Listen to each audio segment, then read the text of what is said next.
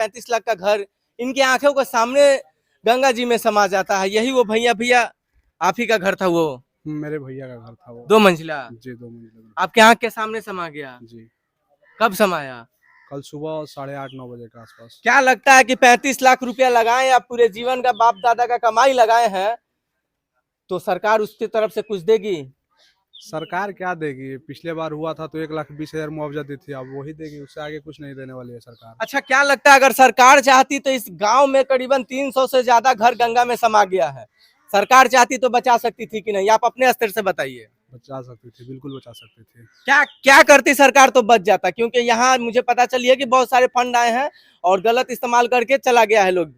अब पता नहीं, कुछ दिन पहले हमको यहाँ पे जो डिप्यूट है इंजीनियर, उनसे बात हुआ तो वो बता रहे थे कि ये मतलब हमसे बात हुआ तो हम बोले कि शायद गंगा जी को सीधा कर दिया जाए तो कटाव रुक सकता था। गंगा जी को सीधा कर दिया जाए, अभी कर्व है, सीधा कर दिया जाता तो कटाव रुक जाता। तो वो बोल रहे हैं कि हमारे लेवल की बात नहीं है, ये सेंट्रल लेवल की बात है। तो बोले वहाँ तक पहुँचाएगा कौन? आपका विभाग है, आपका विभाग तो सेंट्रल लेवल में भी आपका विभाग है, वहाँ पे तो बात पहुँच सकती है ना। बोले कि नहीं, ये सब नेता मंत्री बात उठा सकते हैं। यहाँ पे नेता मंत्री आए, सब अपना साइलेंट रहा। नेता मंत्री आके कुछ नहीं किए? क्या क्या उस घर का सुनने में आया कि गृह प्रवेश तक नहीं हुआ था? नहीं, अफवाह है, गृह प्रवेश हो गया था। गृह प्रवेश हो गया था। कितने दिन पहले वो घर बना था? 2-4 साल पहले बना था। 2-4 साल। क्या उसको और प्लानिंग था घर को और अच्छे बनाने का और ज्यादा खर्च करने का? खर्च करना, अभी पेंटिंग का काम उसमें बाकी था, कटाव को देखते हुए पेंटिंग का काम रुक गया था। अच्छा, आपके घर से लोग कह रहे हैं कि गंगा जी के किनारे में क्यों घर बना है, ऐसा बहुत सारे कमेंट आए हैं। तो आपके घर से गंगा जी कितने दूर थी? काफी दूर थी उस टाइम, 1 किलोमीटर 2 किलोमीटर से अधिक थी उस टाइम। उस टाइम स्टार्टिंग में कितने दूर थी जब आपने घर बनाया? उस टाइम 2 किलोमीटर। 2 किलोमीटर। और उससे पहले भी पिछले साल भी पता चला है कि कटाव हुई थी। और पिछले साल मतलब अभी इस साल 700-800 मीटर कटाव हो गया। पिछले साल भी मतलब गांव कट गया था, लगभग 200-250 मीटर, 3.5 किलोमीटर था। जब पिछले साल से गांव का कटाव हो रहा है तो गांव हमारा मतलब लगभग 1 किलोमीटर के आसपास में था। 1 किलोमीटर गांव। 1 किलोमीटर। लेकिन कोई भी बचाव किसी की तरफ से कोई मदद मिल रही है? कुछ मदद नहीं है, बस सरकार द्वारा लंगर चलाया जा रहा है, तो उससे क्या होगा? अच्छा, जो घर चले गए, जमीन चले गया, पूरे जीवन का संपत्ति चले गया, उन लोगों को सरकार से क्या आप मदद चाहते हैं? अब हम तो यही चाहेंगे कि सरकार दे के सही मुआवजा दे, रहने के लिए जगह जमीन दे। इससे ज्यादा हम क्या मांग कर सकते? इससे ज्यादा कुछ मांग करना भी उचित नहीं होगा। अच्छा, जगह जमीन मांग रहे हैं या बना बनाया घर?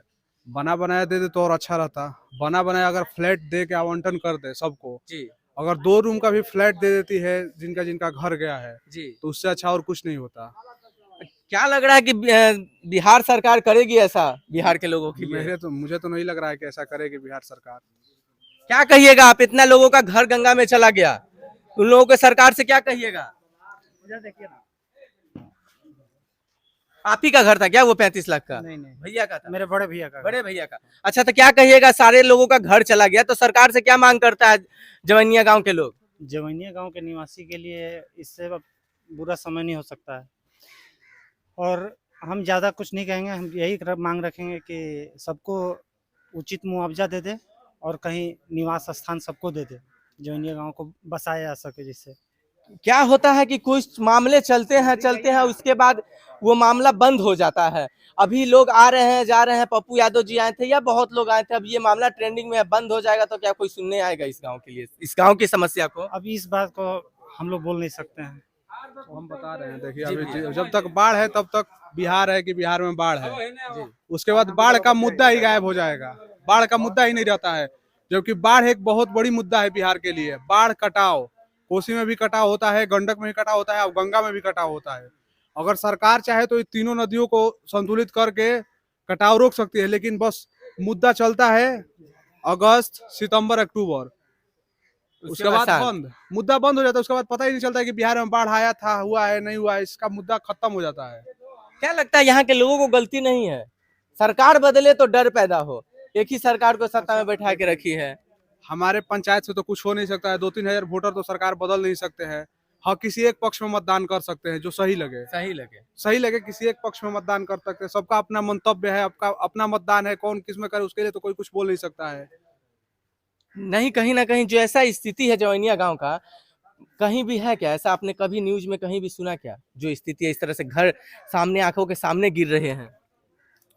अभी तो हम देख रहे हैं कि छोटे मोटे जो लोकल न्यूज चैनल है, जी। चाहे क्रिएटर हैं, सब वो लोग दिखा रहे हैं, लेकिन अभी तक नेशनल मीडिया में इस तरह का कोई मतलब बड़ा डिबेट ऐसा कुछ नहीं इतना बड़ा मुद्दा है, लेकिन अभी तक कोई ऐसा डिबेट देखने को नहीं मिला है। जानते हैं कि घर चले जाएंगे कुछ दिन में मामला खत्म हो जाएगा, लोग का वही मानसिकता रहेगी, चलो भाई कोई मतलब नहीं है लोगों से। देखिए, सबसे बड़ी बात हम आपको बताते हैं कि सब कमाने खाने वाले मजदूर वर्ग के लोग हैं, रोज कमाते हैं, रोजमर्रा की जिंदगी जीते हैं। उनके पास इतना टाइम नहीं, अगर वो कहीं प्रोटेस्ट करेंगे तो उनके पास ये नहीं है कि आज प्रोटेस्ट कर रहे हैं तो कल खाएंगे क्या।